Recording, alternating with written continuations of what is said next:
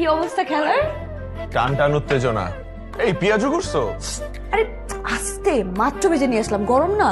সাবধানে। এগুলো আবার কেন আনতে গেলে? একটু আগেই না সবাই রাতের খাবার খেলো।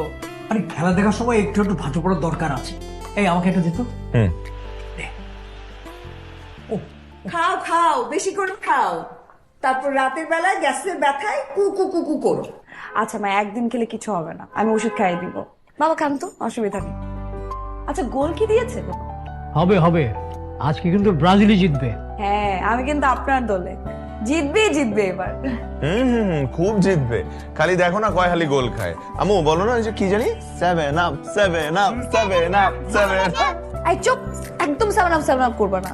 36 বছর কান্নাকাটি করে একটা কাপ দিচ্ছ, তারপর প্যারেন্টি দিয়ে। তোমরা একটা কাজ করো, তোমরা আর্জেন্টিনা নামটা চেঞ্জ করে প্যারেন্টিনা রেখে দাও, এটাই ভালো হবে। ওরে বাবা, আর তোমরা যে 20 বছর ধরে কোয়ার্টার ফাইনালই খেলতে পারো না। কি অবস্থা